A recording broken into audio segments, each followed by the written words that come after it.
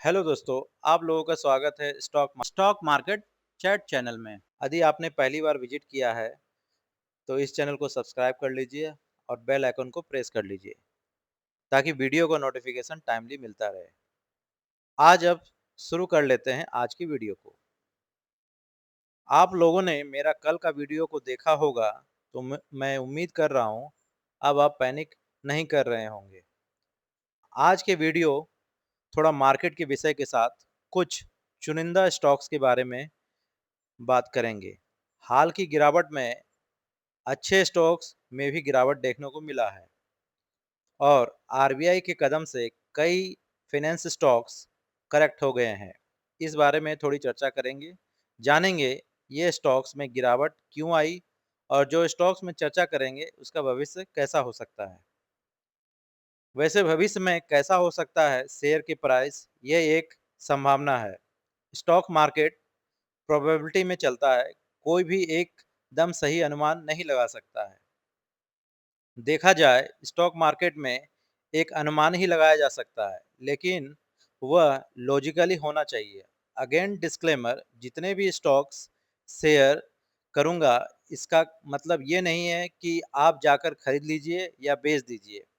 Investment आप अपने विवेक से कीजिए, हो सके तो अपने फाइनेंशियल एडवाइजर से सलाह भी ले सकते हैं। सबसे पहले मार्केट को देखें और निफ्टी 50 का 6 मंथ का चार्ट देखें। निफ्टी हाई पे हाई जा रहा था। निफ्टी 6 मंथ में 20% से ज़्यादा से बढ़ गया था। जैसा कि देख रहे हैं, 68% इस महीने में गिरावट आई और इससे भी ज़्यादा हो सकते हैं। और कोई अगर ज़्यादा खराब न्यूज़ आ जाए तो ये गिरावट और भी अधिक होने की संभावना है। अब आप निफ्टी के चार्ट को देखें। जब भी ज़्यादा बढ़ता है, जैसे हाल के 6 मंथ में 20% बढ़ा है, शॉर्ट टर्म में तेज़ी से बढ़ा है, तो आप समझ सकते हैं एक्चुअल ग्रोथ नहीं हो सकती। एक्चुअल ग्रोथ धीरे-धीरे होता है, मीडियम टर्म में या लॉन्ग टर्म में होता है। मार्केट में करेक्शन गिरना एक पार्ट है। 2020 कोरोना के बाद 2021 या 2022 या 2023 में बुल रैली थी। ये एक एस्टिमेट है, ये करेक्शन फर्दर 5 से 7% हो सकता है या नहीं भी हो सकता है। ये तो किसी को भी एग्जैक्टली पता नहीं है कब होगा। जब निफ्टी इंडेक्स में 7 से 8% करेक्शन आया है, मतलब ओवरऑल मार्केट में गिरावट आई है। तो स्टॉक्स में करेक्शन ज़्यादा ही होता है, वो तो स्वाभाविक है।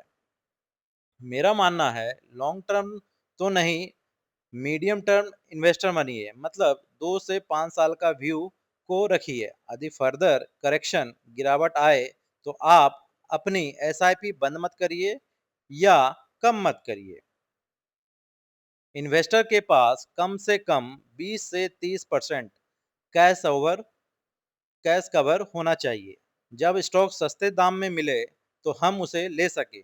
जब भी डिप या गिरावट आए, लेकिन इसका मतलब ये भी नहीं होता है कि आप हर डिप या गिरावट में खरीदते चले जाएं। डिप मतलब गिरावट आए तो धीरे धीरे खरीदें। उसी तरह जब बढ़े तो अचानक ही सारे शेयर्स नहीं बेच दीजिए, वो भी धीरे धीरे बेचें, ताकि आपका मुनाफा अच्छा बनता रहे।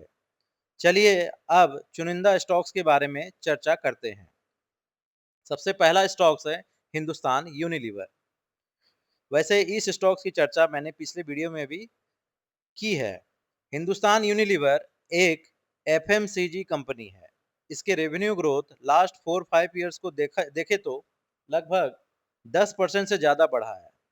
जितनी भी एफएमसीजी स्टॉक्स हैं, उसमें दो फैक्टर रहते हैं, आइदर प्राइस या वॉल्यूम ग्रोथ। यदि आप हिंदुस्तान यूनिलीवर का प्रोडक्ट यूज करते होंगे, हिंदुस्तान यूनिलीवर के प्रोडक्ट्स जैसे लाइफ बॉय साबुन, क्लिनिक प्लस शैम्पू, हॉर्लिक्स आदि 5 से 10% के रेट साल दर साल बढ़ते रहते हैं। और वॉल्यूम ग्रोथ भी अच्छा रहता है, क्योंकि हमारे देश में कंजम्पशन में कमी नहीं आ रही है, मतलब पॉपुलेशन ग्रोथ भी हमारे देश की अच्छी है। तो इसका मतलब ये है कि इसका वॉल्यूम ग्रोथ भी अच्छा बढ़ने वाला है या बढ़ेगा। आने वाले समय में। तो प्राइस वाइज 5 से 10% रेट बढ़ते रहना, और ऐसा नहीं कि इसका इस्तेमाल अब कम हो जाएगा या ये सैचुरेशन लेवल पर आ गए हैं। मार्केट में अदर कंपनी आने से इस कंपनी हिंदुस्तान यूनिलीवर में कंपटीशन जरूर बढ़ा है। अधिक कंपनी प्रोडक्ट का प्राइस 5 से 10% बढ़ा रही है ईयर टू ईयर बेसिस पर, मतलब रेवेन्यू या सेल नंबर तो अच्छे ही आएंगे। आप स्टॉक्स 2 से 3 साल के लिए भी ये स्टॉक होल्ड कर सकते हैं, तो इजीली 15% का CAGR मतलब कंपाउंड एनुअल ग्रोथ रेट मिल सकता है। लेकिन ये तभी संभव है जब आप इस स्टॉक को सस्ता में लेंगे। हिंदुस्तान यूनिलीवर के रिसेंट टॉप को देखें, ये स्टॉक्स 3000 तक पहुंच गया था और अभी ये स्टॉक्स आपको 2500 पर आ गया है। क्या इस पे निवेश कर सकते हैं? थोड़ा तो लगा सकते हैं, इसका मतलब ये नहीं कि और नहीं गिर सकता। शॉर्ट टर्म में चार्ट को देखें तो अभी गिरते हुए मोड में है, लेकिन फंडामेंटली एक अच्छा स्टॉक्स है। कितना खरीदना है और कब बुक करना है प्रॉफिट, ये भी आपको शेयर मार्केट में ध्यान देना पड़ेगा। तो हिंदुस्तान यूनिलीवर का स्टॉक्स जिस पे आप नजर रख सकते हैं। अब दूसरे स्टॉक्स पर आ जाते हैं। एवेन्यू सुपरमार्केट लिमिटेड या डीमार्ट।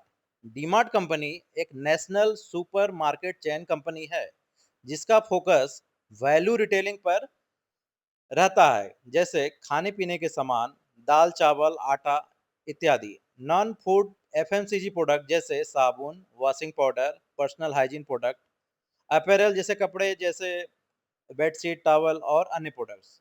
मतलब हमारे दिनचर्या में जितने भी प्रोडक्ट यूज होते हैं, ये कंपनी इस पर कारोबार करती है। इसके मालिक का नाम राधा किशन दमानी है। राधा किशन दमानी जी 90 के दशक में स्टॉक ब्रोकर थे और इन्वेस्टर भी थे। इन्होंने 2000 में स्टॉक मार्केट का बिजनेस छोड़कर डीमार्ट या एवेन्यू सुपरमार्ट बिजनेस शुरू किया और 2010 तक 25 डीमार्ट चेन स्टोर्स खोले और अपने कंपनी का IPO मतलब इनिशियल पब्लिक ऑफर मतलब पहली बार अपने कंपनी को लिस्ट स्टॉक मार्केट में 2017 में करवाया। राधा किशन धमानी जी इन्वेस्टर आज भी हैं और कई कंपनी में इन्वेस्ट किए हैं। अब आ जाते हैं D mart share Avenue supermart limited के बारे में, जानते हैं उसके रिजल्ट्स और शेयर के बारे में। यह एक लार्ज कैप कंपनी मतलब बड़ी कंपनी है जो 98p price to earning ratio मतलब जितना ज़्यादा होगा वो कंपनी उतना महंगा होगा ऐसा माना जाता है, और जितना कम होगा मतलब उतना सस्ता है। इसका मतलब ये भी नहीं है कि वो कंपनी अच्छी है। अब इसी कंपनी की बात कर लेते हैं। कभी 300 के पी पर ट्रेड कर रहा था, तो खराब थी कंपनी? अगेन बिल्कुल नहीं। अब समझते हैं ये स्टॉक्स 6000 प्राइस में ट्रेड कर रहा था। एक समय में डीमार्ट बहुत सारे नए स्टोर बड़ी मात्रा में खोल रहे थे। कब? 2021 में। पर क्यों? कोविड के समय के बाद आपने देखा होगा बैंक के इंटरेस्ट रेट्स काफी कम हो गए थे, तो धमानी साहब ने क्या किया? अच्छा लोन या उधारी कह सकते हैं, बैंक से लिया और भारत के कई शहर में नए स्टोर्स बड़ी मात्रा में खोले। डीमार्ट के नए स्टोर बड़ी मात्रा में खुलने के कारण कंपनी में ग्रोथ अच्छी आई। ये स्वाभाविक है कि ज़्यादा स्टोर्स खुलेंगे तो कंपनी का सेल्स रेवेन्यू बहुत बढ़ेगा। उसका रिफ्लेक्शन शेयर मार्केट में दिखा और उस समय 2021 में शेयर 2800 से 6000 तक 8 से 9 महीने में हो गया। लेकिन अब अचानक गिरावट क्यों आ गई? Q2 के अच्छे नंबर नहीं आए क्योंकि अब मार्केट में कुछ अदर कंपटीटर हैं, ब्लिंकिट, इंस्टामार्ट, ग्रोसरी एक्सेट्रा। तो क्या ये टक्कर देंगे? शायद बिल्कुल नहीं। अगेन डीमार्ट के फंडामेंटल्स अच्छे हैं और अभी डीमार्ट के स्टोर ज़्यादा नहीं खुल रहे हैं। कब खुलेंगे नए स्टोर? अभी बैंक के इंटरेस्ट को देखें तो ज़्यादा है। जैसे ही बैंक के लोन इंटरेस्ट घटेंगे शायद फिर से नए स्टोर नई सिटी में डीमार्ट खोलेंगे। शायद ये स्टॉक्स अभी कंसोलिडेशन फेज में है या करेक्शन फर्दर दिखा सकता है। स्टॉक मार्केट एक संभावनाओं का बाजार है। यहाँ कुछ आउट ऑफ ब्लू कंपनी कर देगी तो भागने भी लग सकता है। वैसे इस स्टॉक को स्टडी पर्पज के लिए देख सकते हैं।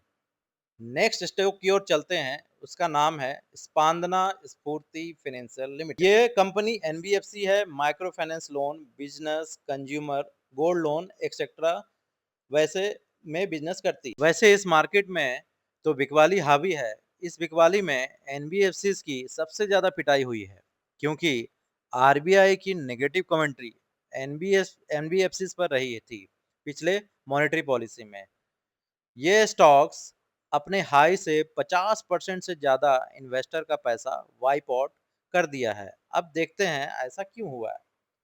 2 साल पहले इस कंपनी ने, स्पंदना स्फूर्ति लिमिटेड ने लॉस पोस्ट किया था। उसके बाद अब आप देखें लगातार प्रॉफिट पोस्ट किया है। 50 करोड़ से बढ़कर हर क्वार्टरली रिजल्ट के बाद 122 करोड़ हो गया, मतलब दुगना प्रॉफिट हो गया।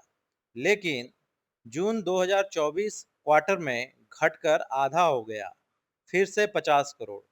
उसके बाद शेयर की पिटाई 50% तक हो गया अपने हाई से। वैसे इस कंपनी का रिजल्ट कल आएंगे तो देखते हैं रिजल्ट कैसे आते हैं, वो देखने योग्य होंगे। तो दोस्तों, शेयर मार्केट में कंपनी का रिजल्ट मतलब बिजनेस पर ही मूल्यांकन होता है। लेकिन यदि कंपनी अच्छी हो तो आगे रिजल्ट में सुधार कर लेती है। इसलिए हमेशा क्वालिटी स्टॉक्स में निवेश करें। इस वीडियो में जो भी शेयर्स डिस्कस किए हैं एक एजुकेशनल पर्पस के लिए किए हैं, कोई रिकमेंडेशन फॉर सेल परचेज के लिए नहीं है। आप अपने फाइनेंशियल एडवाइजर से सलाह जरूर लें। आज के इस वीडियो को वॉच करने के लिए आपको बहुत बहुत धन्यवाद। आपको वीडियो पसंद आया तो इस वीडियो को लाइक, सब्सक्राइब, शेयर, कमेंट जरूर करें। कल फिर एक नए वीडियो के साथ मिलते हैं। गुड नाइट, शुभ रात्रि।